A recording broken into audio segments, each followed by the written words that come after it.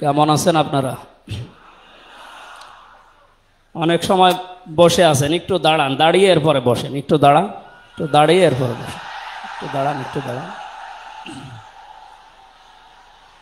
হ্যাঁ, বসেন বসেন। 10 সেকেন্ড সময় দিলাম, বসেন, তাড়াতাড়ি বসেন। আলহামদুলিল্লাহি রাব্বিল মাশরিকাইনি ওয়া রাব্বিল মাগরিবাইন আল্লাযী খালাকা কুল্লা শাইইন যাওজাইন ওয়া আওজাবা আলাইনাল ইহসানা বিল ওয়ালিদাইন ওয়া নাশহাদু আল্লা ইলাহা ইল্লাল্লাহু ওয়াহদাহু লা শারীকা লাহু ওয়া আশহাদু আন্না মুহাম্মাদান আবদুহু ওয়া রাসূলুহু সাইয়্যিদুল কাওনাইন সাল্লাল্লাহু আলাইহি ওয়া আলা আলিহি ওয়া সাহবিহি ওয়া আতবাইহি আজমাইন লাইলা ওয়া নাহারান ফিত তারফাইন فقد قال الله تعالى في كلامه المجيد وبرهانه التوحيد জবান খুলে পড়েন আউযু বিল্লাহি মিনাশ শাইতানির রাজিম বিসমিল্লাহির রহমানির রহিম লাকাদ কানা লাকুম ফি রাসূলিল্লাহি উসওয়াতুন হাসানাহ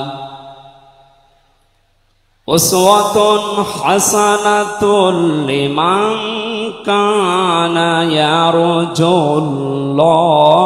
ওয়াল ইয়াউমাল আখিরা ওয়া যাকারাল্লাহা কাসীরা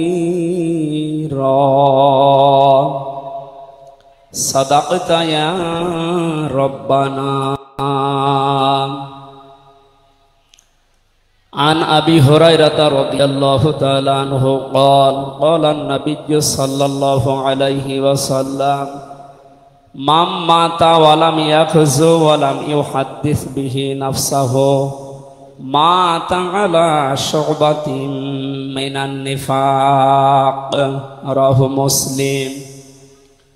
وقال تعالى في شان حبيبي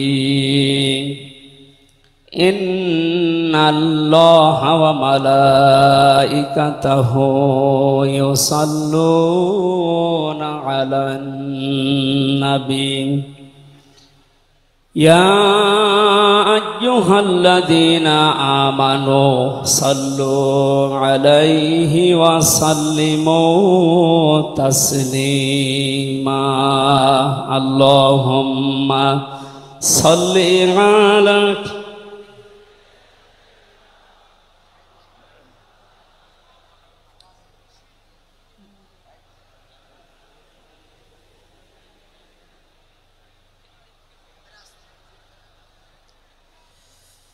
আলহামদুলিল্লাহ। জাতীয় সিরাত উদযাপন কমিটি ঐতিহাসিক সরোয়ার্দী উদ্যান ঢাকা বিশ্ব মানবতার মহান বন্ধু মুহাম্মদুর রাসূলুল্লাহ সাল্লাল্লাহু আলাইহি ওয়াসাল্লামের জীবন চরিত্র সম্পর্কে আলোচনার এই পবিত্র অনুষ্ঠানের সম্মানিত সভাপতি বিশিষ্ট আলেমে দ্বীন জনাব মাওলানা আবু তাহের জিহাদি দামাত বারকাতুহুল আলিয়া, মাহফিলের প্রধান অতিথি আন্দরকিল্লা শাহী জামে মসজিদের সম্মানিত খতিব আওলাদে রসুল আল্লামা আনোয়ার হোসাইন তাহের আল জাবের আল মাদানী মাদ্দাজিল্লুহুল আলিয়া, সম্মানিত অতিথিবৃন্দ, মঞ্চে বসা জাতীয় নেতৃবৃন্দ, সামনে বসা মুসলমান ভাইরা, পর্দার আড়ালের সম্মানিতা মা এবং বোনেরা, প্রশাসনের ভাইরা, প্রাণপ্রিয় ঢাকাবাসী, সবাইকে নিয়ে মহান রব্বুল ইজ্জাত আল জালালের দরবারে শুকরিয়া জানাচ্ছি, যিনি মহামানবের জীবন চরিত্র সম্পর্কে আলোচনার এই পবিত্র অনুষ্ঠানে আমাদেরকে হাজির হওয়ার তৌফিক দিলেন। জবান খুলে বলছি আলহামদুলিল্লাহ। কথা বলার প্রথমে আমি স্মরণ করছি 2024 সালের আগস্টের 5 তারিখ পর্যন্ত যারা মুক্তভাবে কথা বলার পরিবেশ তৈরি করে দেওয়ার জন্য নিজের জীবন পর্যন্ত দিয়ে গেলেন, শাহাদতের সর্বোচ্চ মাকাম আল্লাহ যেন তাদেরকে দান করেন। আমরা কিছু ভিডিও দেখতে পাচ্ছি, অনেকে বলছে তারা শহীদ হয়নি, তারা নিজেদের বুককে গলির সামনে, অস্ত্রের সামনে পেতে আত্মহত্যা করেছে। তারা কাদের কাছ থেকে কি পেয়ে কি খেয়ে কথা বলছেন আমি জানি না। কোরআনে কারিমে আল্লাহ তাআলা 1500 বছর আগে জানিয়েছে। শহীদ এর শব্দটা আমাদের এই বাংলাদেশ, ভারত, পাকিস্তানে যেভাবে ব্যবহার হয়, এটা এত সস্তা বিষয় না, অনেক দামি বিষয়। শহীদদের ব্যাপারে কথা যেন মানুষ উল্টা পাল্টা না বলে, এজন্য মানুষের মুখের উপরে আল্লাহ নোটিশ জারি করে দিয়েছে। আল্লাহ পাক বলেন, ওয়ালা তাকুলু লিমান ইউকতালু ফি সাবিলিল্লাহি আমওয়াত বাল আহইয়াউন ইনদা বাল আহইয়াউ ওয়ালাকিন লা তাশউরুন। সূরা বাকারার 154 নম্বর আয়াতে আমি যতগুলো তাফসীর পড়েছি, সব মুফাসসির আয়াতের ব্যাপারে একই বক্তব্য দিয়েছেন। আল্লাহ পাক তামাম দুনিয়ার সব মানুষের মুখের উপরে নোটিশ দিয়েছেন, ওয়ালা তাকুলু, কেউ এ কথা বলবা না যে মানুষগুলো আমি আল্লাহর জন্য জীবন দিয়েছে, এরা মারা গেছে, কথা কখনো বলবা না।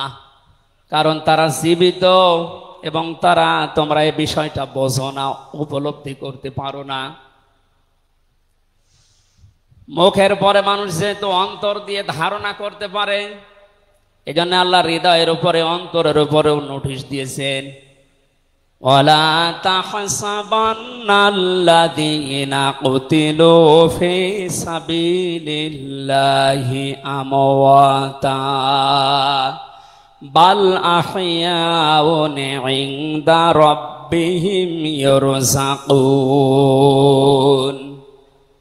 সূরা আলে ইমরানের 169 নম্বর আয়াতে আল্লাহ জানিয়েছেন, মুখ দিয়ে তো বলাই যাবে না যে শহীদরা মারা গেছে, এমনকি অন্তরে ধারণাও আনবে না যে শহীদরা মারা গেছে, বরং তারা জীবিত এবং আমি আল্লাহর কাছে তারা রিজিক প্রাপ্ত হচ্ছে। বলেন আল্লাহু আকবার। এই আয়াতটা যে 100% বাস্তব। আমি কিছুদিন আগে গিয়েছিলাম গাইবান্ধা, বাংলাদেশ ইসলামী ছাত্র শিবিরের সদস্য ছিলেন ভাইটা। আগস্টের 5 তারিখের আগে তিনি জীবন দিয়েছেন জালিমের বুলেটের সামনে। শহীদ সাব্বির হোসাইন, 1 মাস পরে তার কবর ভেঙ্গে গিয়েছিল এই বৃষ্টির পানিতে। তাজা রক্ত কবর থেকে বের হতে দেখা গিয়েছে। একটা মানুষ যদি খাবার না খাবে তাহলে রক্ত পেল কোথায়? এজন্য এগুলো যারা ছড়াচ্ছেন, আমরা আশা করব এই বিষয়গুলো আর সামনে নিয়ে আসবেন না।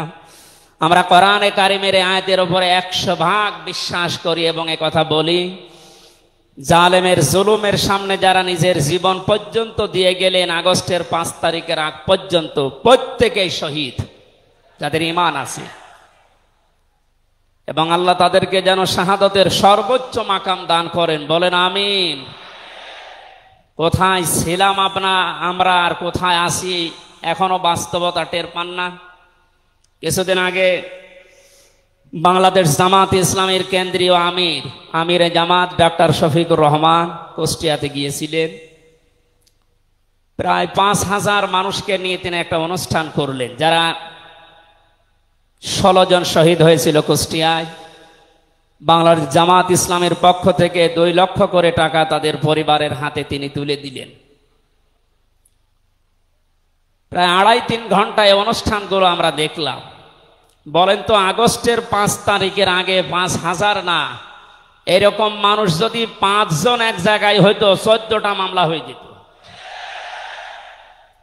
কোথায় ছিলাম আমরা আর কোথায় এখন পৌঁছিয়েছি, এরপরও যদি এটাকে কেউ নিয়ামত মনে না করে। গতকালকের একটা জরিপ আমি পেয়েছি, বাংলাদেশে 100 জনের 14 জন এখনো পর্যন্ত আপা আপনি ঘাবড়াবেন না, আমরা নরম হয়ে যাই, এ দলে আছে। 100 জনের কতজন?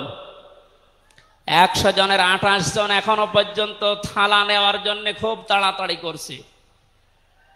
আমি নাম নাই নিলাম। আনন্দের বিষয়, 100 জনের 58 জন মানুষ এখন চাচ্ছে এদেশে আল্লাহর বিধান দিয়ে জমিনটা চলুক। আগস্টের 5 তারিখ খুব বেশি দিন যায়নি। এই কয়েকদিনের ব্যবধানে যদি এই অবস্থা সৃষ্টি হয়, এই জন্য আমার মনে হচ্ছে এদেশের অনেক মুনাফিকেরা বুঝে ফেলেছে বিষয়টা, এজন্য খুব তাড়াতাড়ি করছে যে থালা আমাদের হাতে দেন। আমার দাদা একটা গল্প বলতেন। এক লোক বিবাহ করার পরে বাসর রাতে বউকে রেখে একটু বাইরে গেছে। দাদি শাশুড়ি এসে বলছে, আমার কিন্তু পতি চাই, তুমি কি করবা আমি জানি না। নতুন বউ ডাক দিয়ে বলছে, দাদি শাশুড়ি আমার একটু সময় দেন, আপনার পতি হবে, অসুবিধা নেই। শাশুড়ি এসে বলছে, বৌমা আমার কিন্তু নাতি চাই। ঠিক আছে, আমার সময় দেবেন তো। দেবর আর ননদ এসে বলছে, ভাবি আপনি কি করবেন আমরা জানি না, আমাদের কিন্তু ভাতিজা চাই। কিছুক্ষণ পরে স্বামী এসে বলছে, বউ তুমি কি করবা আমরা জানি না, আমার বেবি চাই। বউ মাথা উঁচু করে বলছে, তোমরা কি সব পাগলের বংশ? আমার এখনো কিছুই হয়নি, এরপরে 10 মাস 10 দিন সময় লাগবে, তারপরে কারো বেবি চাই, কারো ভাতিজা চাই, কারো নাতি চাই, সব হবে। আমারে তো সময় দেবেন নাকি? 15.5 বছরে যে জঞ্জাল তৈরি হয়ে আছে, 1-1.5 মাসে পরিষ্কার করা সম্ভব? আপনি কি মনে করেন? যারাই দায়িত্ব পেয়েছে ছাত্র জনতার হাত থেকে, দেশের মানুষের হাত থেকে, তাদেরকে তো একটু সময় দেবেন নাকি? কুষ্টিয়াতে বাংলাদেশ জামাতে ইসলামের শ্রদ্ধাভাজন আমির উনি সাংবাদিকদের জানিয়েছেন, আমরা সম্মানজনক এবং যুক্তিপূর্ণ সময় তাদেরকে দিতে চাই, যেন দিনের ভোট আর রাতে না হয়। কথা বলেন না কেন? সুতরাং সম্মানজনক সময় নিয়ে তারা ঠিক ব্যবস্থা করবে। যারা খুব তাড়াতাড়ি করছেন, 10 মাস 10 দিন সময় দেবেন না, এমনিতেই বেবি অনেকে ফ্লাক্সি লোড করে নিয়ে আসবে বাড়ি থেকে। সুতরাং আমরা চাচ্ছি, সংস্কার যখন আরম্ভ হয়েছে দেশে, 1628টা চেয়ার আছে এই দেশের মেন চেয়ার, এই চেয়ার না, যিনি পালিয়েছে তার চেয়ার থেকে শুরু করে এদেশের ওসি সাহেবের চেয়ার পর্যন্ত আপনি গণনা করবেন, 1628টা চেয়ার হয়। আমরা চাই খুব তাড়াতাড়ি যারা দায়িত্বে আছেন এই 1628টা চেয়ার যেন খুব তাড়াতাড়ি পরিবর্তন করা হয়, কারণ এগুলো সব ওই জালেমদের দোষ। এগুলো পাল্টিয়ে বৈষম্যের শিকার হয়ে 15.5 বছর যারা ওএসডি হয়েছিলেন, যারা নিজেদের চেয়ার পর্যন্ত পৌঁছাতে পারে নাই, আমরা চাই তাদেরকে এই সমস্ত জায়গাগুলোতে দেওয়া হোক। জালেমদেরকে আল্লাহ হেদায়েত দেয় না, তার বাস্তব প্রমাণ কালকের একটা কল রেকর্ড। একজনের জন্মদিন নাকি গোপালগঞ্জে পালন করতে দেয়নি এক ওসি সাহেব, এই জন্য বাইরের দেশ থেকে তাকে হুমকি দিচ্ছে যে তার নাম লিস্ট করে রাখো, আমি যদি কোনোদিন আসি তার খবর কর। আমি কথাটা শোনার পরে মিলালাম, আল্লাহু লা ইয়াহদিল কওমাজ জালিমিন।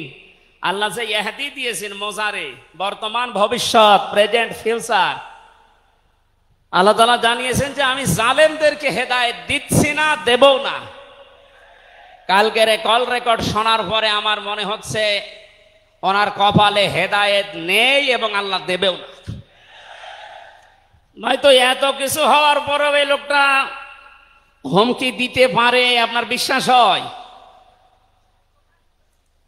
হেদায়েত চাই না, কারণ আমরা হেদায়েত চাইলেও আল্লাহ দেবেন না। জালেমদের হেদায়েত দেবেন না আল্লাহ নিজে জানিয়েছেন, কারণ জালেমদের বিরুদ্ধে মামলা দায়ের করবে আল্লাহ নিজে।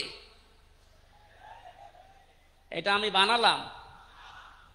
সূরা শূরা 25 নম্বর পারা 6 নম্বর পৃষ্ঠার 13 নম্বর লাইনের 42 নম্বর আয়াতে আছে, ইন্নামাস সাবিলু আলাল্লাযিনা ইয়াযলিমুনান নাস ইলা আখির আয়া।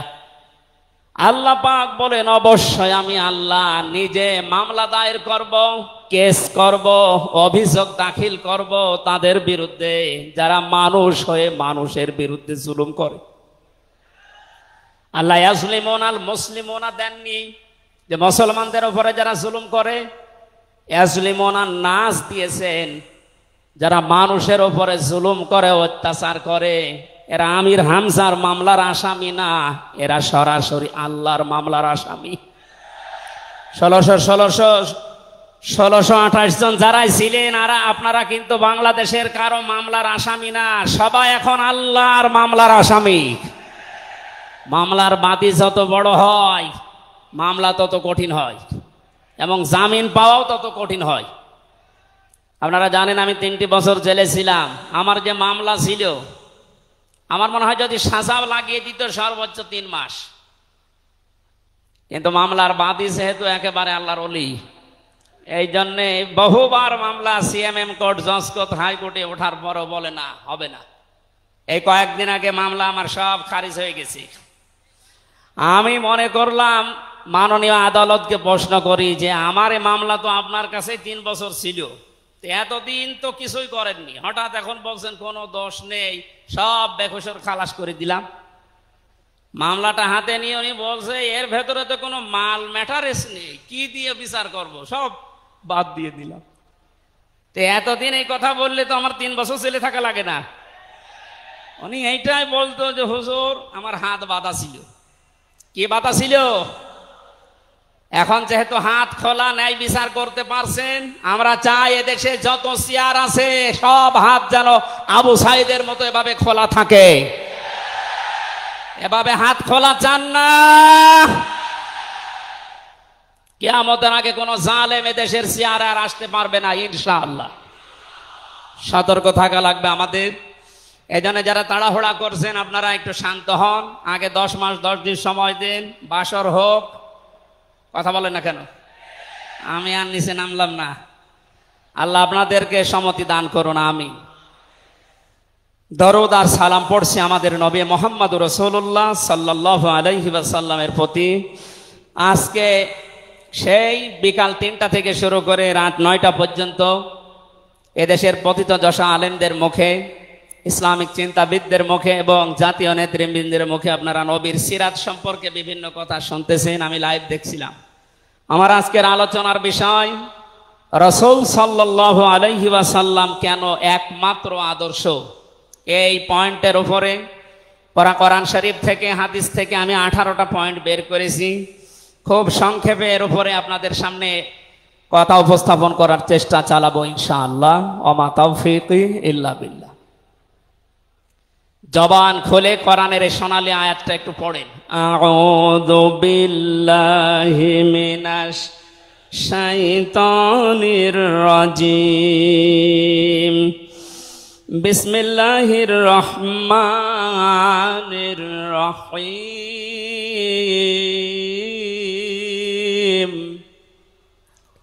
লাকাদ কানা লাকুম ফি রাসূলিল্লাহি উসওয়াতুন হাসানাহ।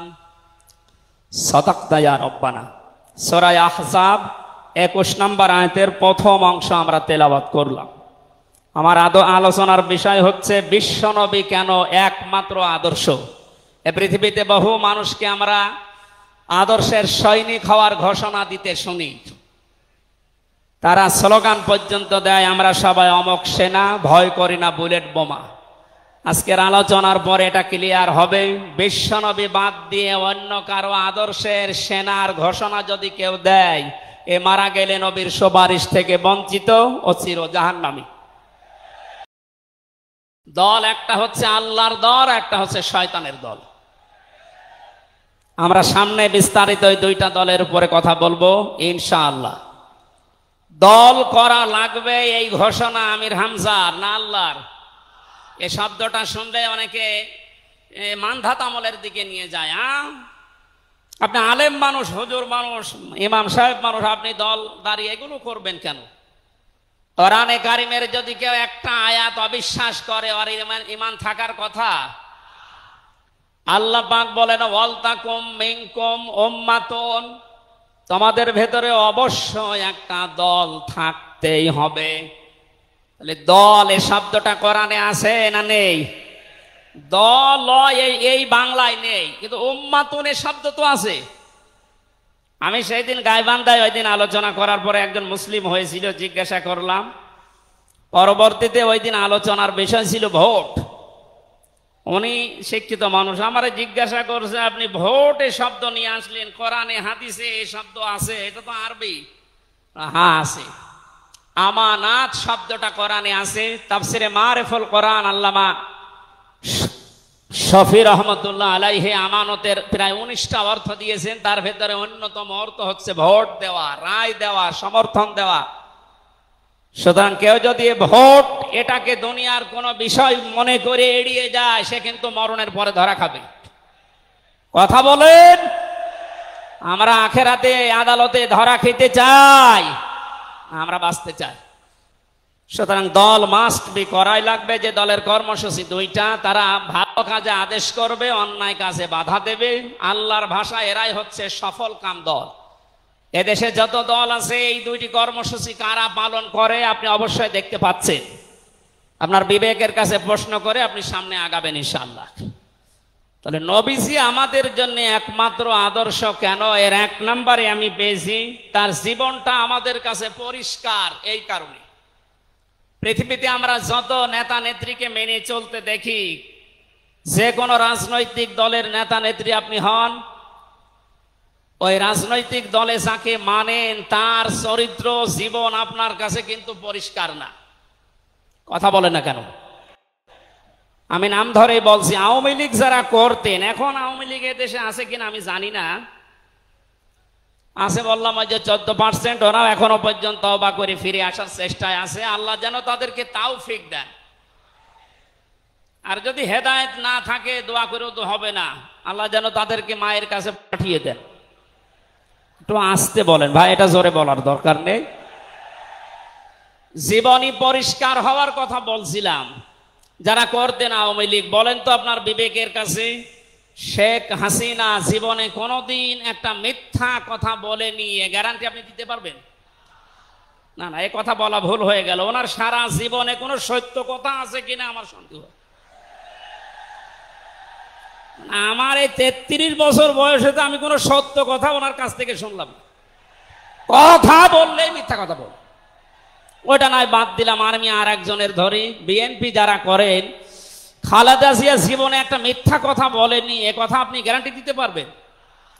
জামাত ইসলাম যারা করে তারা এ কথার গ্যারান্টি দিতে পারবেন যে মরহুম শহীদ মতিউর রহমান নিজামী জীবনে মিথ্যা কথা বলেনি? বলেন না। চরমনাই পীরের মুরিদ যারা, তারা কি গ্যারান্টি দিতে পারে সৈয়দ রেজাউল করিম জীবনেও মিথ্যা কথা বলেনি? একজনের ব্যাপারে গ্যারান্টি আছে, আল্লাহ নিজে গ্যারান্টি দিয়েছেন, তার 63 বছরে একটা মিথ্যা কথা নেই।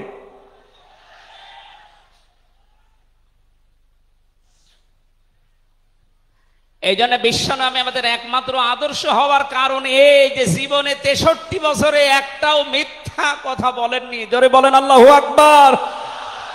এটা যে কত বড় বিষয় আপনি চিন্তা করলে আপনি চিন্তার রেখা শেষ করতে পারবেন না।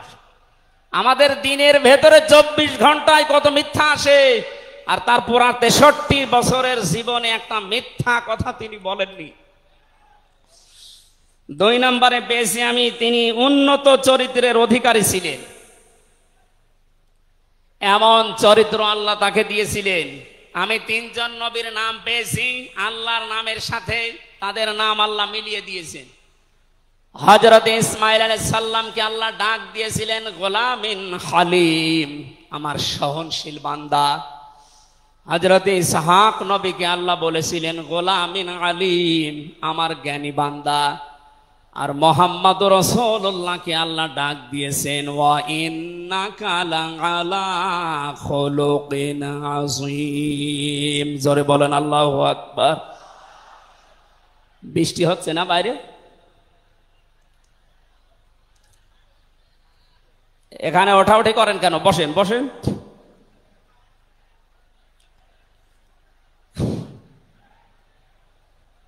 এই কোরআনের আলোচনার ভেতরে কথা বললে কিন্তু গুনাহ হবে ভাই, কথা বলা যাবে না। কষ্ট হলে ওইভাবে থাকেন, কথা বলবেন না। 3 নম্বরে পেয়েছি আমি সূরা ইউনূসের 58 নম্বর আয়াতে আল্লাহ তাআলা জানিয়েছেন বিশ্ব নবী তোমাদের জন্য একমাত্র আদর্শ হওয়ার কারণ তিনি শ্রেষ্ঠ সম্পদ। قل بفضل الله وبرحمته فبذلك فليفرحوا هو خير مما يجمعون। নবী আপনি বলুন, তাম দুনিয়ার মানুষেরা যা গেইন করে, যা অ্যাচিভ করে, যা অর্জন করে, যা কিছু পেয়ে আনন্দে আছে, আমি আল্লাহর কাছে এই পৃথিবীর শ্রেষ্ঠ সম্পদ হচ্ছে আপনি। জোরে বলেন আল্লাহু আকবার। সুতরাং আপনার আদর্শ পেয়েছে যারা, সে মানুষগুলো যেন আনন্দে থাকে, তারা যেন খুশি হয়। এজন্য আগস্টের 5 তারিখের আগ পর্যন্ত এদেশের 100 জনের মাত্র 15 জন মানুষ বিশ্ব নবীকে একমাত্র আদর্শ মানতেন। তারা খুশি ছিলেন, রাজি ছিলেন। মাত্র 1 মাস কয়েক দিনের ব্যবধানে এই যে 100 জনের এখন 58 জন মানুষ বিশ্ব নবী ছাড়া আর কাউকে বুঝতে চাচ্ছে না। সময়টা যেতে জেনে দেশের 100 জনের 100 জন মানুষ চাইবে বিশ্ব নবী ছাড়া কারো আদর্শ মানি না।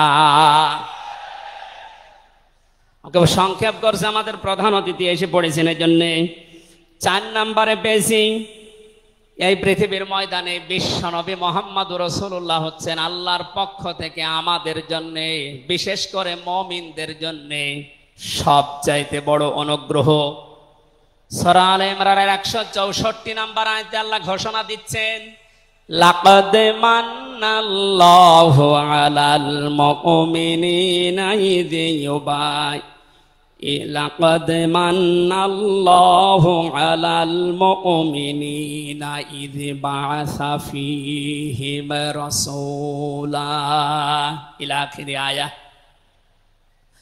অবশ্যই মুমিনদের জন্য এই পৃথিবীর ময়দানে বিশ্বনবী মুহাম্মদুর রাসূলুল্লাহ আল্লাহর পক্ষ থেকে একটা অনুগ্রহ।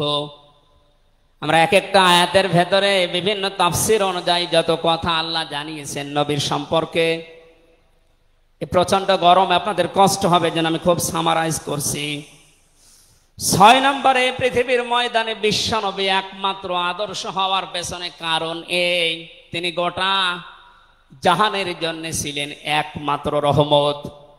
সূরা আম্বিয়ার 107 নম্বর আয়াতে আল্লাহ এই ঘোষণা দিয়েছেন ওমা আরসালনাকা ইল্লা রাহমাতাল লিল আলামিন। বলেন আল্লাহু আকবার। আল্লাহ আলম বলেন না যে শুধু পৃথিবীর জন্য, আলামিন যত জগৎ আল্লাহ বাজিয়েছেন আর যত জগতে আল্লাহর যত সৃষ্টি আছে, এতানাজ্জালুল আমরু বাইনাহুন্না, প্রতিটি জগতে ওই সৃষ্টি অনুযায়ী আল্লাহর বিধিবিধান নাজিল হচ্ছে। যেখানেই যেই সৃষ্টি আছে প্রত্যেকটা সৃষ্টির জন্য মুহাম্মদুর রাসূলুল্লাহ হচ্ছেন আল্লাহর পক্ষ থেকে রহমত। বলেন সুবহানাল্লাহ। সেই রহমতকে হযরতে হালিমাতুস সাদিয়া চিনেছিলেন। কোলে নেওয়া থেকে শুরু করে বাড়ি পর্যন্ত যেখানে নিয়ে গেছেন, সিরাত ইবনে হিশাম বলছে সব জায়গায় হালিমাতুস সাদিয়া বিশ্ব নবীর মাধ্যমে আল্লাহর রহমত পেয়েছিলেন। সিরাত বিশ্বকোষের ভেতরে পেয়েছি আল্লাহর নবীকে হযরতে হালিমাতুস সাদিয়া যেদিন কোলে তুলে নিলেন, হযরতে হালিমা বলেন আমার স্তনে দুধ ছিল না। মুহাম্মদুর রাসূলুল্লাহকে কোলে নেওয়ার সঙ্গে সঙ্গে আমাদের স্তন, আমার স্তন দুইটাই দুধে পরিপূর্ণ হয়ে গেছে। আমি ডান স্তন তাকে দিলাম, তিনি পান করলেন। বাম স্তন তাকে দিয়েছি, সঙ্গে সঙ্গে তিনি মুখ বের করে নিলেন। হযরতে হালিমা বলেন আমি একবার, দুইবার, তিনবার মুহাম্মদুর রাসূলুল্লাহর মুখে আমার স্তন দিয়েছিলাম। তিনবারই মুহাম্মদ সাল্লাল্লাহু আলাইহি সাল্লাম স্তন থেকে মুখ বের করে নিয়েছেন। চোখের ইশারা দিয়ে যেন আমাকে বসাতে চাই, মা হালিমা জোর করেন কেন? ডান স্তন এটা আমার অধিকার ছিল, আমি পান করেছি। বাম স্তন এটা আমার অধিকার না। আমি জানি আপনার একটা সন্তান আছে, তার নাম আব্দুল্লাহ, এটা আমার দুধ ভাই আব্দুল্লাহর অধিকার। ও মা হালিমা, পৃথিবীতে আমি ভাইয়ের হক নষ্ট করার জন্য আসি না, এসেছি ভাইয়ের হক ফিরিয়ে দেওয়ার জন্যে। ঢাকাবাসী, যেই নবী মায়ের কোলে বসে ভাইয়ের হক নষ্ট করেন নাই এই রবিউল আউয়াল মাসে, সেই নবীর উম্মত আমরা এখন যারা দাবি করছি, অধিকাংশ গুলোই দেখতে পাই যত বড় হচ্ছি তত ভাইয়ের হক মারার জম হচ্ছি।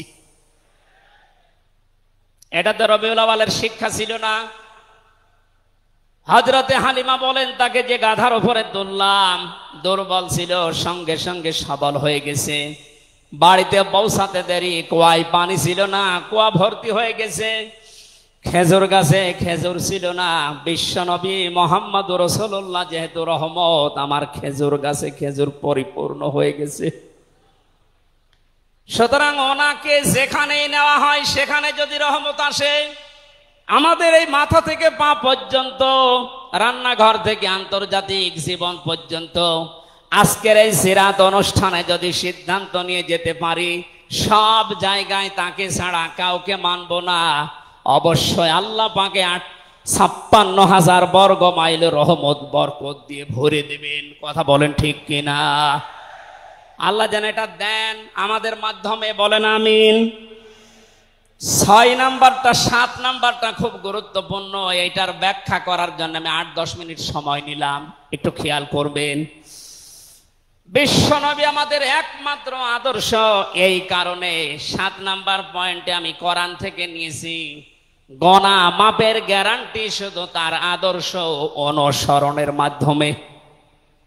পৃথিবীতে বহু মানুষ আছে, বহু বিশ্ব নেতার দাবি অনেকে করছে, অনেকে বিশ্ব মানবতার দাবি করছে, অথচ বিশ্ব নেতা হওয়ার জন্য যে 7টা কোয়ালিটি লাগে আমরা অধিকাংশ মানুষের ভেতরে পাই না, আন্দাজে শুধু ঢোল বাজায়।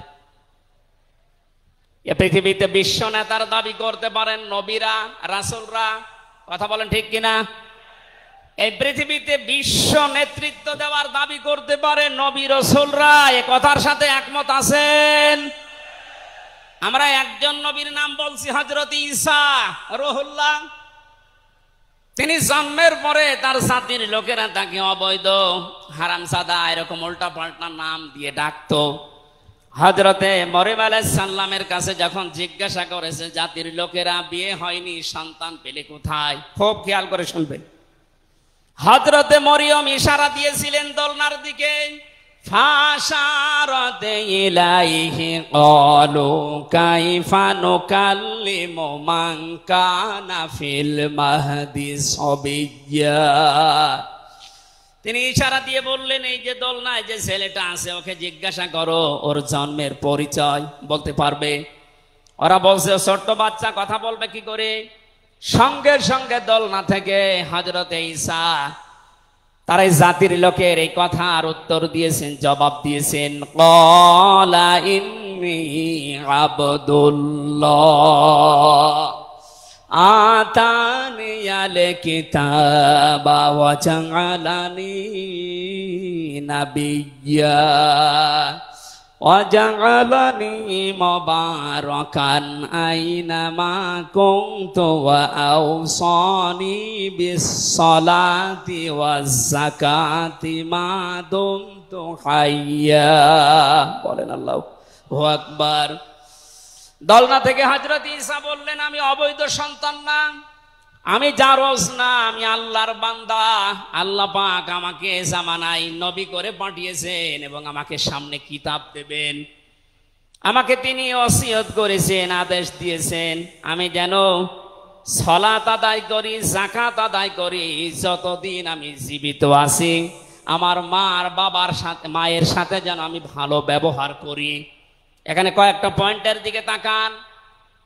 হযরতে ঈসা তিনি নিজের পরিচয় দিতে গিয়ে প্রথমে বললেন, আমি আব্দুল্লাহ, আল্লাহর বান্দা।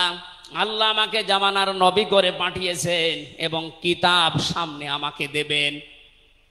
আজ পৃথিবীর ময়দানে যারা বিশ্ব নেতা হওয়ার কথা জানায়, যাদেরকে দাবি করা হয়, দেখেন তো এ মানুষগুলোর বাবা এক ধর্মের, মা আর এক ধর্মের। জন্ম আপনার আগে বৈধ হওয়া লাগবে, এরপরে বিশ্ব নেতা। যে 7টা পয়েন্ট আছে আয়াতের তাফসিরে, অত জোরে বলার দরকার নেই, আপনি বুঝলেই হবে। বিশ্ব নেতা হওয়ার জন্য প্রথম কোয়ালিটি থাকবে, আপনার জন্ম হওয়া লাগবে বৈধ। এ পৃথিবীর প্রত্যেকটা নবীর জন্ম ছিল বৈধ, কোন নবী অবৈধ না। কথা বলেন। অথচ এখন অনেককে এমন দাবি করে আকাশে তোলা হচ্ছে যার মা এক ধর্মের, বাবা আর এক ধর্মের। আমি বাকি 6টা নাই বললাম। ঢাকাবাসী, এবার আসেন তো সূরা আলে ইমরানের 131 নম্বর আয়াতের এই ব্যাখ্যাটা বলার জন্য আমি এই আশপাশে যাচ্ছিলাম। বিশ্ব নবীকে অনুসরণ করলে জীবনের গুনাহ মাপের গ্যারান্টি দিয়েছেন কে? এতদিন আয়াত যেভাবে শুনেছেন ওইভাবে না, যেহেতু এখন ডিজিটাল যুগ, ডিজিটাল কায়দায় শোনা লাগবে। কুল ইন কুনতুম তুহিব্বুনাল্লাহা ফাত্তাবিউনি ইউহিব্বুকুমুল্লাহ ওয়া ইয়াগফির লাকুম যুনুবাকুম আল্লাহু গফুরুর রহিম। এটা তাফসিরে ফি জিলালিল কোরআনে সাইয়্যিদ কুতুব বিস্তারিত দিয়েছেন, আমি শুধু ইঙ্গিত দিচ্ছি, একটু তাকান। আল্লাহ পাক বলেন, নবী আপনি বলুন, যদি আল্লাহকে ভালোবাসি এ দাবি তোমাদের থাকে, এ দাবি আমাদের আছে না নেই? আল্লাহকে আমরা ভালোবাসি এ দাবি আছে না নেই? আল্লাহ বলেন দাবি যারা করে তাদেরকে আপনি বলেন যে ফাত্তাবিউনি, তারা যেন আপনার অনুসরণ করে। আল্লাহ পাক বলেন তারা যদি আপনার অনুসরণ করে ইউহিব্বুকুমুল্লাহ, আমি আল্লাহ নিজেই তাদেরকে ভালোবাসা আরম্ভ করব। আমি যদি কাউকে ভালোবাসি তার জীবনের অপরাধগুলো মাফ করে দেই, আমি গফুর, আমি রহিম। এ পর্যন্ত বাংলা অর্থ ছিল। এবার আসেন ব্যাখ্যায়। এদিকে আসেন আপনারা, এদিকে আসেন। ফাত্তাবিউনি, আমার অনুসরণ করো, আমাকে দেখে দেখে চলো। এখন এই অনুসরণ করা লাগবে কি নবীজির জীবনের আংশিক না পূর্ণাঙ্গ? আরো জোরে বলেন, আংশিক না পূর্ণাঙ্গ? আব্দুল্লাহ ইবনে উবাইয়ের দিকে তাকান, এ লোকটা অনুসরণ করেছিল কিন্তু আংশিক। এজন্য মুনাফিকের সর্দার হয়ে মারা গেছে। কথা বলেন ঠিক কিনা? তার নামাজ ছিল রসুলের মতো, রোজা ছিল রসুলের মতো, নবীজির পেছনে হজ করেছে, নবীজির সাথে, বিশ্ব নবীর সাথে ইফতারি করেছে, কিন্তু বিশ্ব নবী এই পৃথিবীর নেতা এটা সে মানত না। আজ বাংলা সহ বিশ্বে বহু মুসলমান এই থিওরিতে আছে, তারা নামাজ রসুলের মতো পড়ে, রোজা রসুলের মতো রাখে, কিন্তু সমাজ নবীজি, রাষ্ট্র নবীজি 10 বছর কোরআন দিয়ে চালিয়েছিলেন, এইটা মানতে তারা রাজি না। এ মানুষগুলোর অনুসরণ হচ্ছে আংশিক না পূর্ণাঙ্গ? সুতরাং আংশিক অনুসরণ করলে আল্লাহ কি আপনাকে ভালোবাসা আরম্ভ করবে? না। ইউহিব এটা মোজারে, বর্তমান, ভবিষ্যৎ, প্রেজেন্ট, ফিউচার। যখন আপনি পূর্ণাঙ্গ অনুসরণ করার জন্য দাড়ি থেকে, মাথা থেকে শুরু করে পা পর্যন্ত, রান্নাঘর থেকে শুরু করে আন্তর্জাতিক জীবন পর্যন্ত সব জায়গায় বিশ্ব নবীকে অনুসরণের সিদ্ধান্ত নিয়ে নেমে পড়বেন, আল্লাহ তখন ভালোবাসা আরম্ভ করবে। আয়াত অনুযায়ী এদেশে এখনো যারা পূর্ণাঙ্গ অনুসরণ আরম্ভ করেননি, একটু নিজের দিকে তাকিয়ে ভাবেন তো। আপনি 14 বার হজ করতে পারেন, 24 বছর রোজা রাখতে পারেন, প্রতিদিন 72 রাকাত নামাজ পড়তে পারেন নফল, কিন্তু এখনো পর্যন্ত আল্লাহর ভালোবাসা আপনি পাওয়া শুরু করেন। এ কথা বুঝে এসেছে? সুতরাং আমাদের অনুসরণ হবে কি আংশিক না পূর্ণাঙ্গ? আরো জোরে বলেন। নবীজির মতো নামাজ পড়া যেমন, বিশ্ব নবীর মতো রাষ্ট্র চালাতেও হবে ওই রকম।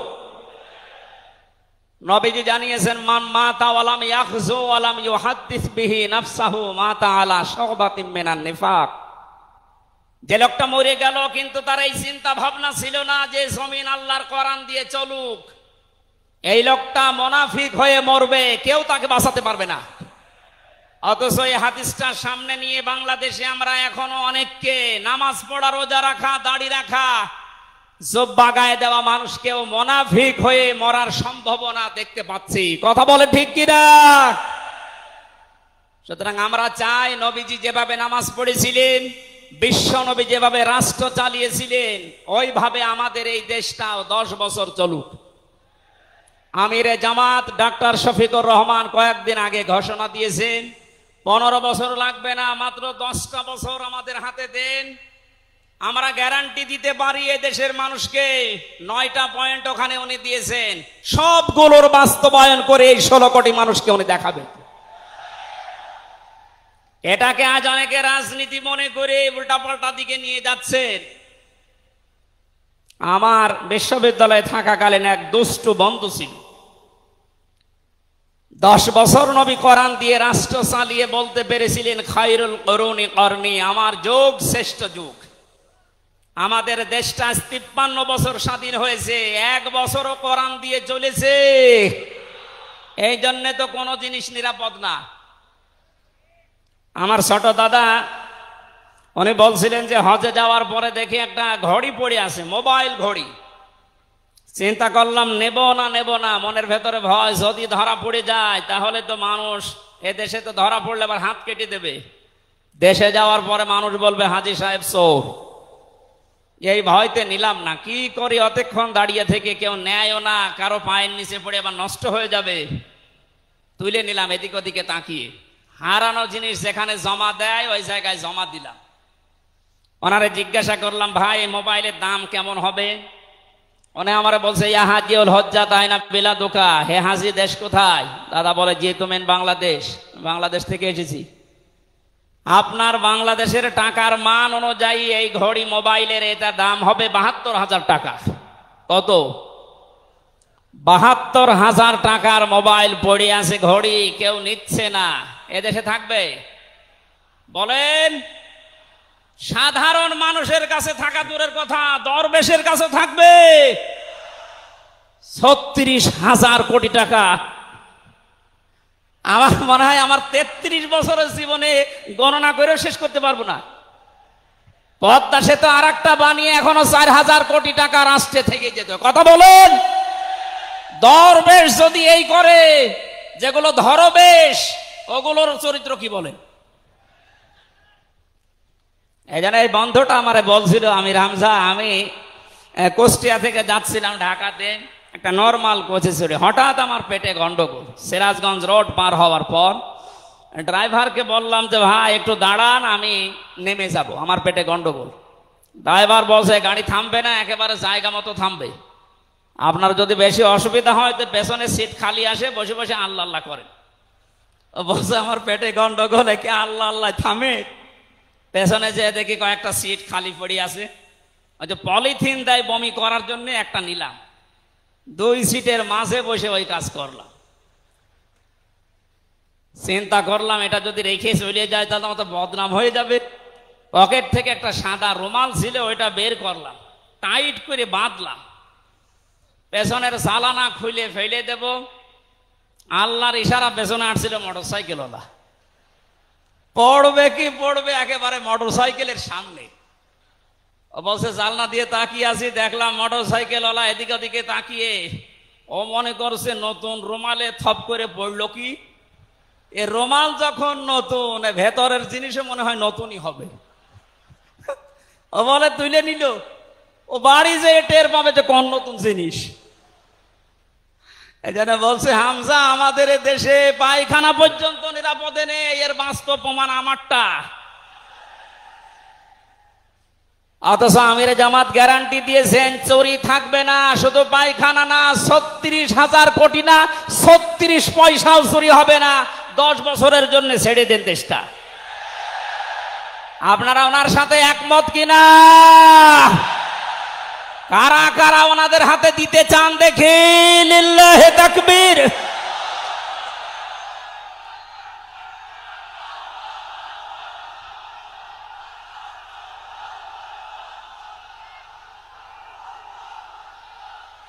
আলহামদুলিল্লাহ ভাই,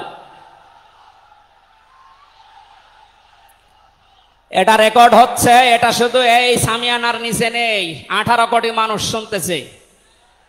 যারা এই ময়দানের থেকে হাত তোলা দেখে তারাও হাত তুলেছে। আমরা চাই এই হাত যেন আল্লাহর জন্য আপনারা তোলেন, মানুষকে দেখানোর জন্য না। আল্লাহর ভালোবাসা পাওয়া এখনো আমরা আরম্ভ করিনি। এই হিসাবে দেশের অনেক পীর, অনেক ইমাম, অনেক খতিব, অনেক আলেম, অনেক জনতা এখনো আল্লাহর ভালোবাসা পাওয়া আরম্ভ করেনি। গোনা মাফ, জান্নাত তো দূরের কথা। কারণ আল্লাহর ভালোবাসা যে পাওয়া আরম্ভ করবে, তার জীবনের গোনাগুলো আল্লাহ মাফ করবে, তাকে জান্নাতে দেবে। সুতরাং রাসূলুল্লাহ আমাদের একমাত্র আদর্শ হওয়ার কারণেই তাকে অনুসরণ করলে এ গ্যারান্টি পাওয়া যায় যে জীবনের গোনা আল্লাহ মাফ করে দেন। জোরে বলেন সুবহানাল্লাহ। 9 নম্বরে পেয়েছি, বিশ্ব নবীর সাথে কেউ যদি বিয়াদবি করে তাহলে সে ধ্বংস হয়ে যাবে। আপনি তাকান, তার আপন চাচা আবু লাহাব, এটা যদি সিরাতুন নবী মাহফিল, আমাদের ঢাকাতে এগুলো হয়তো নেই, এগুলো চট্টগ্রাম আর সিলেট বিভাগে বেশি পাওয়া যায়। রবিউল আউয়াল মাস আজকে শেষ, এ মাস আসলেই অনেককে দেখি নবীর জন্ম নিয়ে, নবীর মিলাদ নিয়ে আনন্দে আত্মহারা হয়ে যায়। পরিষ্কার ভাষায় বলছি, বাংলার মানুষেরা, নবীর মহাব্বত, নবীর ভালোবাসা মাস্ট বি লাগবেই। কিন্তু নবীর জন্ম নিয়ে, নবীর মিলাদ নিয়ে যদি কেউ শুধু আনন্দ করে মেতে থাকে, নবীর আদর্শর কোনো খোঁজ নেই, আপনি এই মুহূর্তে জেনে নিতে পারেন যে আপনি জাহান্নামী। তার প্রমাণ নবীদের আপন চাচা আবু লাহাব আর আবু তালেব। এই দুইজন চাচা নবীর আদর্শ পেয়ে খুশি ছিল না, তারা নবীর জন্ম পেয়ে খুশি ছিল। নবীর মিলাদে, নবীর জন্মে তারা এত খুশি হয়েছিল, আবু লাহাব নিজের কাজের মেয়েকে পর্যন্ত আজাদ করে দিয়েছিল। আবু তালিব নিজের সন্তান হযরতে আলীকেও কাছে রাখতো না। আল্লাহর নবীর জন্মে লোকটা এত বেশি খুশি হয়েছিল, যতদিন পর্যন্ত তার আন্ডারে ছিল নবীজি, ততদিন নিজের ছেলে বাদ দিয়ে বিশ্ব নবীকে কাছে রেখে ঘুমাতো। অথচ তাদের পুরা দুইজনের জীবন আমি পড়ে দেখেছি। দুইজন চাচা, বিশ্বনবী মুহাম্মদুর রাসূলুল্লাহর দুইজন চাচা শুধু নবীর জন্ম মিলাদ নিয়ে আনন্দে ছিল, আদর্শ পেয়ে তারা আনন্দ করে নাই, মেনে নেয় নাই। জন্য দুইজনেই জাহান্নামী। বলেন নাউজুবিল্লাহ। সিস্টেম অপর পৃষ্ঠায় দেখুন, আরো দুইজন চাচার নাম আমরা জানি, হযরতে হামজা, হযরতে আব্বাস রাদিয়াল্লাহু তাআলা আনহুমা। এই দুইজন চাচা শুধু নবীর জন্মে মিলাদে খুশি ছিলেন না, তারা নবীর আদর্শ পেয়ে খুশি হয়েছিলেন। এই জন্য দুইজনেই জান্নাতি। বলেন সুবহানাল্লাহ। হযরতে হামজা, হযরতে আব্বাস যে জান্নাতে গেছে কোন সন্দেহ আছে? আল্লাহ কোরআনের আয়াত নাযিল করেছেন তাদের নামে, রাদিয়াল্লাহু আনহুম ওয়া রাদু আন। আল্লাহ পাক বলেন আমি তাদের উপরে রাজি হয়ে গেছি যেমন তারা আমার উপরে রাজি। সুতরাং হযরতে আব্বাস, হযরতে হামজা দুইজনেই নবীর আদর্শ মানার কারণে জান্নাতি। আমরা এদের মতো হতে চাই। বলেন আমিন। এখানে একটা কথা আছে, হযরতে হামজা আব্বাস রাদিয়াল্লাহু তাআলা আনহু, তিনি কিন্তু অনেক আগে মুসলমান হয়েছিলেন গোপনে, কিন্তু প্রকাশ করেননি। এ মাসলাটা বলছি এই কারণে, 152 জন সমন্বয়কের ভেতরে 108 জন বাংলাদেশ ইসলামী ছাত্র শিবিরের নেতা এবং পরীক্ষিত কর্মী। তারা আজ অনেক জালেম এবং অনেক মুনাফিক পর্যন্ত, এমন অনেক আলেম নামে জালেম পর্যন্ত এই বিষদগার করছে।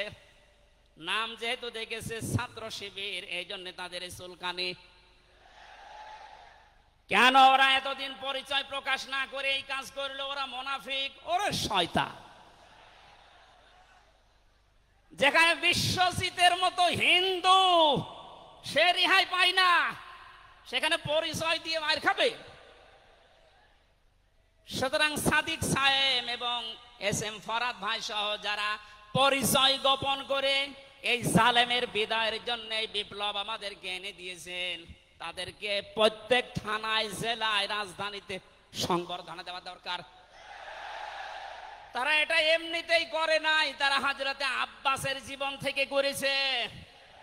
অথচ হযরত আব্বাস রাসূলের বিরুদ্ধে বদরের ময়দানে বিরুদ্ধে যুদ্ধ করার জন্য আবু জাহেলের পক্ষ নিয়ে গিয়েছিল, অথচ তিনি ওই সময় মুসলমান। তার মানে নিজের পরিচয় গোপন করে বাস্তবতার নিরিখে স্থান কাল পাত্র ভেদে একটা কৌশল, এটা একটা হেকমা। ও জীবনে কোরআনই পড়ে নাই, হাদিস পড়ে নাই, ও ফতোয়া দিচ্ছে যে এ হচ্ছে মুনাফিক। এই জন্য ওনারা যা করেছে, আমি এখানে 9টা পয়েন্ট এনেছিলাম। সাদিক সাহেব ভাই সহ, এস এম ফরাদ ভাই সহ 108 জন যা করেছে, সব নবীদের থেকে, নবীর মাদের থেকে, নবীর সাহাবীদের থেকে, নবীদের চাচার থেকে শিক্ষা নিয়ে এই হেকমতটা অবলম্বন করেছে। আল্লাহ তাদেরকে যেন সর্বোচ্চ মাকাম দান করেন, বলেন আমিন। আসতেছে মেহমান। বেয়াদবি করলে যে মানুষের জীবন ধ্বংস হয়ে যায় রাসূলের সাথে, তার প্রমাণ পেয়েছি নবীর চাচা আবু লাহাবের জীবন থেকে। বিশ্ব নবী যখন সাফা মারওয়া এই পাহাড়ের উপরে উঠে দাওয়াত দিচ্ছিলেন, এই লোকটা ডাক দিয়ে বলেছে, তাব্বালাকা লিহাযা জামাতানা ইয়া মুহাম্মদ, হে মুহাম্মদ তুমি ধ্বংস হয়ে যাও। তাফসীরের কিতাবে সূরা লাহাবের তাফসীরে পড়েছে, আবু লাহাব মুহাম্মদুর রাসূলুল্লাহকে শুধু ধ্বংস হয়ে যা এ কথা বলে নাই। সামনে একটা পাথর ছিল, পাথরটা হাতে নিয়ে নবীজির দিকে এভাবে নিক্ষেপ করেছিল। ঢাকাবাসী খুব খেয়াল করে শোনেন, এখানে আমার 2টা পয়েন্ট আছে। আবু লাহাব 1500 বছর আগে মুহাম্মদুর রাসূলুল্লাহর দিকে যে পাথর নিক্ষেপ করেছিল, তাফসীরে ফি জিলালিল কোরআন মুফাসসির লিখেছেন সাইয়্যিদ কুতুব, যে নবীজির সামনে পাথরটা পড়েছিল, নবীজির শরীরে লাগে নাই। আল্লাহ পাক সঙ্গে সঙ্গে তার জন্য কোরআনের আয়াত নাজিল করলেন, শুধু এই হাতের জন্য না, তাব্বাত ইয়াদা আবি লাহাবি ওয়া তাব। ইয়াদানে ছিল শব্দটা, ইয়াদাদি বচন আল্লাহ দিয়েছেন, অথচ আবু লাহাব পাথর নিক্ষেপ করেছিল কয় হাত দিয়ে? আরো জোরে আরেকবার বলেন। আল্লাহ যে তার 2 হাতই ধ্বংস করে দিলেন। জবাব দিয়েছেন মুফাসসির এইভাবে, আবু লাহাব যদিও এভাবে পাথর নিক্ষেপ করেছিল 1 হাত দিয়ে, কিন্তু তার এই বাম হাত একটু নড়াচড়া করে সাপোর্ট দিয়েছিল। আপনি যদি এখান থেকে একটা কোনো কিছু নিক্ষেপ করেন এভাবে, এই হাত দিয়ে শুধু কাজ হবে না, এই হাতও নড়াচড়া করে সাপোর্ট দেবে। আল্লাহ এইটাও সহ্য করেন নাই। নবীজির বিরুদ্ধে যারা অবস্থান নিয়েছে, যে যতটুকু তার সাথে যারা সাহায্যে ছিল, সহযোগিতায় ছিল, আল্লাহ তাদেরকেও ধ্বংস করে দিয়েছেন। এই 15.5 বছরে আল্লাহর নবীর আদর্শকে, তার শিক্ষাকে, শিক্ষা ব্যবস্থা থেকে ডাইরেক্ট ডান হাতের মতো, অনেকে বাম হাতের মতো পেছন দরজা দিয়ে নাড়াচাড়া করে উল্টিয়ে ফেলেছিলেন। এই কথা বলেন না কেন? হযরতে আবু বকর আর নবীজির সেই সারে গারে সুরের সেই ঘটনাটা আমাদের শিক্ষা ব্যবস্থা এখন আর নেই, এগুলো তুলে ওখানে বাবার জীবনী বসিয়েছেন। সুতরাং নবীজিকে যারা আঘাত দিয়ে শিক্ষা ব্যবস্থা থেকে 96% মুসলমানের এই দেশে নবীর আদর্শ বাদ দিয়ে অন্য কাউকে যারা বসাতে চেয়েছিলেন, যারা ডাইরেক্ট এগুলো করেছিলেন, যেগুলো মন্ত্রণালয়ের দায়িত্বে ছিল, বাম হাত দিয়ে যারা পেছন দরজা দিয়ে নাড়াচাড়া দিয়েছেন, উপদেষ্টা মণ্ডলের ভেতরে 2 জন আছে, তারা সমকামিতা প্রমোট করছেন, আমরা শুনতে পাচ্ছি।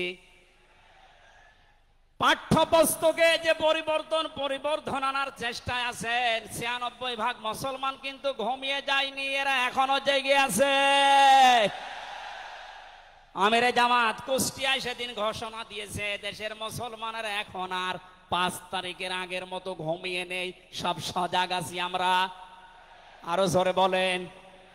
সুতরাং যারা ডান হাত দিয়ে চেষ্টা করছেন আল্লাহ বিরোধী, রাসূল বিরোধী, মানবতা বিরোধী এই কাজগুলোকে প্রমোট করার জন্য, বাস্তবায়নের জন্য, আর পেছনের দরজা দিয়ে যারা বিভিন্ন নাম নিয়ে আবুল আহাবের বাম হাতের মতো নাড়াচাড়া দিচ্ছেন, আল্লাহ পাক যদি ধরে আবুল আহাবের মতো ডান হাত বাম হাত সব কিন্তু ধ্বংস করে ছাড়বে।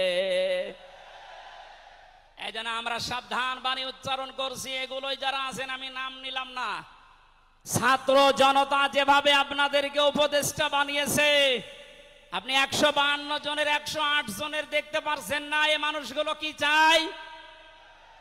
108 জন না, আমি 152 জনের সাথে যোগাযোগ রেখে দেখেছি, সবাই চায় এদেশে আল্লাহর বিধান চালু হোক। এই রবিউল আউয়াল মাসে রাসূলের চরিত্র যেভাবে শুনি, ওটা যেন বাস্তবে দেখতে পাই, সেটা চালু হোক।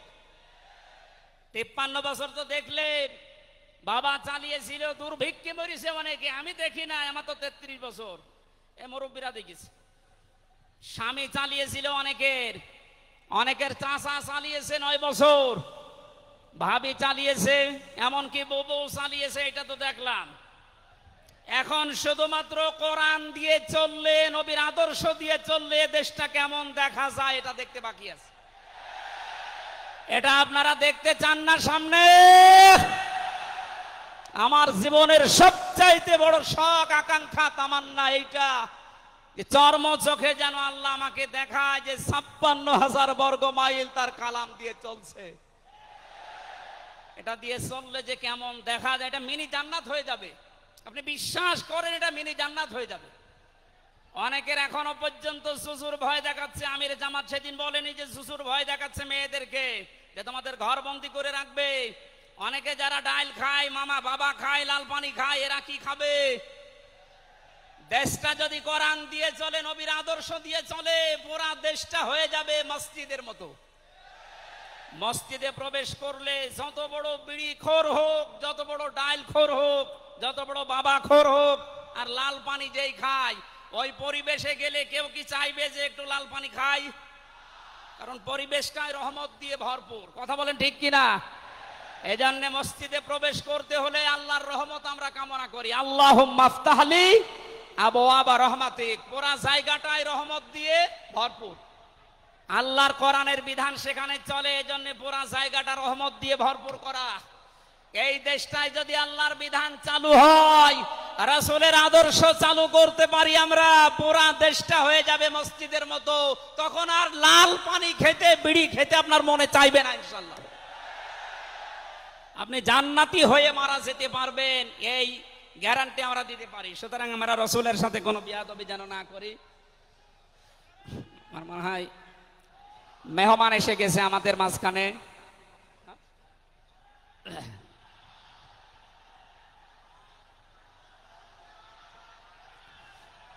লিল্লাহি তাকবীর। আওলাদে রাসূলের আগমন, আওলাদে রাসূলের আগমন। আমাদের মাহফিলের প্রধান অতিথি আওলাদে রাসূল আল্লামা আনোয়ার হোসাইন তাহের আল জাবেরি আল মাদানী মাদ্দাজিল্লাহুল আলী আমাদের মাঝে এসে গেছেন। আমরা যে প্রচন্ড গরমে আপনারা কষ্ট পাচ্ছেন, এবং উনি যেহেতু এসে গেছে, এখন আর কথা বলা মনে হয় ঠিক হবে না। আমি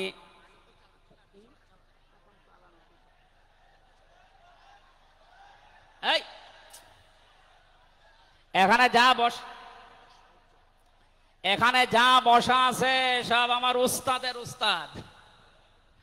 এই জন্য আমি কথা বলতে চান, পয়েন্টগুলো শেষ করছি। 10 নম্বরে পেয়েছি তিনি শরীয়ত প্রণেতা। হ্যাঁ বললে হালাল, না বললে হারাম।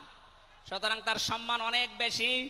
11 নম্বরে তিনি ছিলেন দাঈ ইলাল্লাহ, তিনি ডাকতেন শুধুমাত্র আল্লাহর দিকে। কার দিকে? আমি একটা পয়েন্ট এখানে বলি, খুব খেয়াল করে শুনবেন। সূরা হামিম সেজদার 33 নম্বর আয়াতটা এতদিন যেভাবে শুনেছেন ওইভাবে না, একটু ভালো করে খেয়াল করে শুনেন। আল্লাহ পাক বলেন, ওমান আহসানু কাওলাম মিম্মান দাআ ইলাল্লাহি ওয়া আমিলা সালিহান ওয়া ক্বালা ইন্নানি মিনাল মুসলিমিন। ওই লোকটার কথার চাইতে আর উত্তম কথা কে বলে দুনিয়ায়? যে লোকটা আল্লাহর দিকে মানুষকে ডাকে, নিজে ভালো ভালো কাজের আঞ্জাম দেয়, আর নিজে পরিচয় ওপেন করে যে আমি একজন মুসলমান। আমি কি? বাংলার মুসলমানেরা, আপনি আয়াতের দিকে 3টা বিষয় খেয়াল করেন। এদেশে কম বেশি আমরা 96% যেহেতু মুসলমান, এই জন্য আল্লাহর দিকে আমরা ডাকি, এটা আমি মেনে নিলাম। 2 নম্বরে ভালো ভালো কাজের আঞ্জাম আমরা নিজের জায়গা থেকে,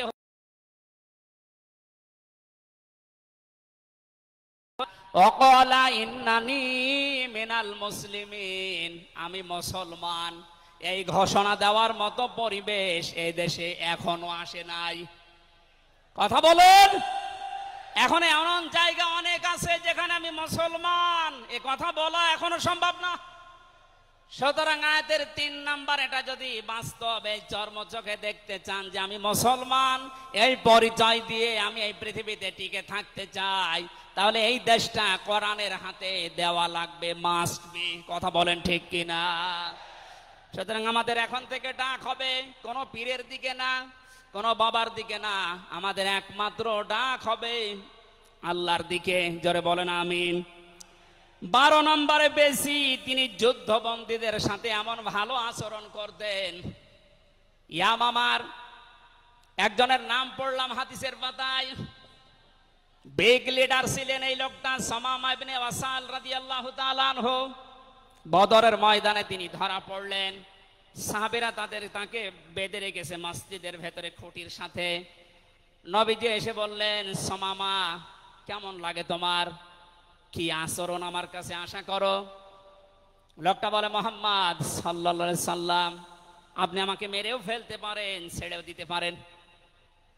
নবীজি তাকে বললেন, সামামা এই দুনিয়ায় শেষ দুনিয়া না, আর একটা জগৎ আমাদের সামনে আসে। ইসলামের বিশাল কিছু তার সামনে তুলে ধরলেন।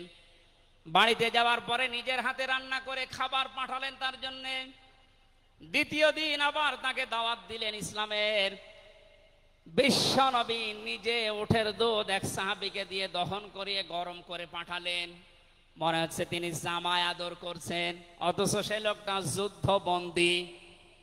একটা যুদ্ধবন্দী মানুষের সাথে বিশ্ব নবীর যে আচরণ, এ পৃথিবী অবাক হয়ে গেছে।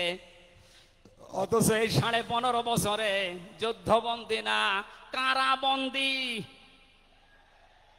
তাও অন্যায় ভাবে। আরে ভাই, আমার তো 3 বছর পরে যেহেতু মামলা খালাস করে দিয়েছে, আদালত কর্তৃক প্রমাণ হয়েছে যে আমি নির্দোষ, আমার কোনো দোষ নেই, তাহলে আমার মামলার আয়ু থেকে শুরু করে একেবারে ওই উপর পর্যন্ত যিনি পালিয়েছেন, এ পর্যন্ত যারা জড়িত ছিল, আমি চাই তাদের প্রত্যেকে যেন 3 বছর জেলে থাকে। এইটাই ন্যায় বিচার হবে। এই কথা বলে না কেন? আমার জন্য 3 বছর, ব্যারিস্টার আরমানের জন্য 8 বছর, 11 বছর। কত বছর? আপনি যে চট করে ঢুকে পড়বেন, আগে 11 বছর থাকেন, এরপরে।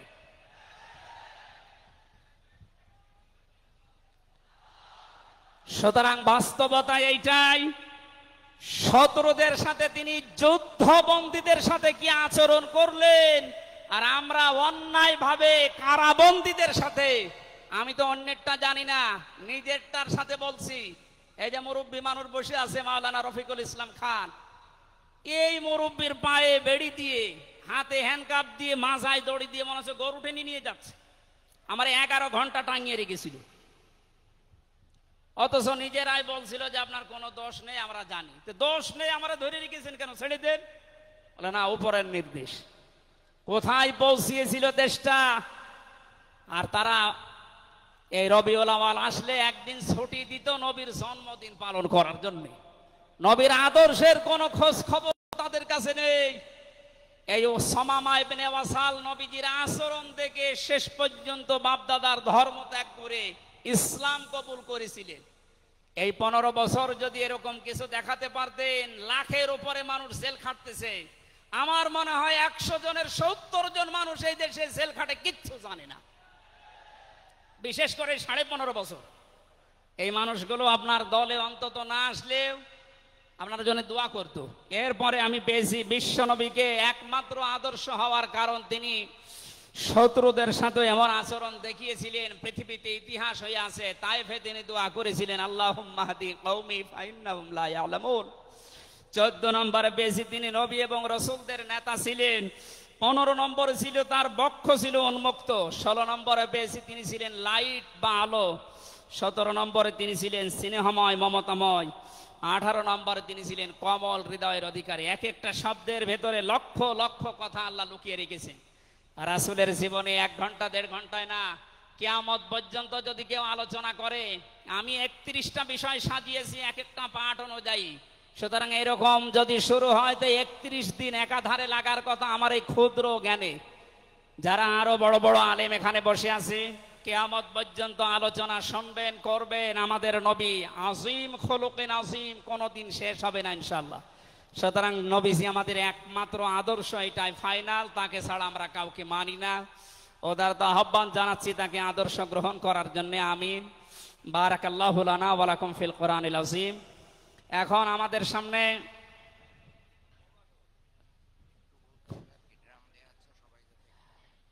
এমনিতেই অনেক খরচ হয়েছে মাহফিলের জন্য, আপনারা দেখতে পাচ্ছেন কত টাকা খরচ। আপনি হিসাব করলে আপনার হিসাবে ধরবে না। আবহাওয়ার কারণে ব্যবস্থাপনার কয়েক গুণ খরচ হয়ে গেছে। প্যান্ডেলের ভেতরে বাইরে ড্রাম দেওয়া আছে। আল্লাহর দিকে তাকিয়ে নবীজির এই সিরাত, বিশ্ব নবীর আদর্শ যারা গ্রহণ করবেন বলে আপনারা আশাবাদ ব্যক্ত করলেন, তাদেরকে বলছি মুক্ত হস্তে আপনারা একটু দান করে যাবেন। জাতীয় সিরাত বাস্তবায়ন কমিটি আগামীতে আবার এর চাইতে আরো বিশাল আকারে নবীর জীবনে আমাদেরকে শোনানোর চেষ্টা করবে ইনশাআল্লাহ। অবশ্যই এটা দিয়ে যাবেন। আমি আজকের মতো বিদায় নিলাম। আমিন। বারাকাল্লাহু লানা ওয়া লাকুম ফিল কোরআনিল আযীম। আসসালামু আলাইকুম ওয়া রাহমাতুল্লাহ। এখন আমাদের প্রধান অতিথি আছে, উনি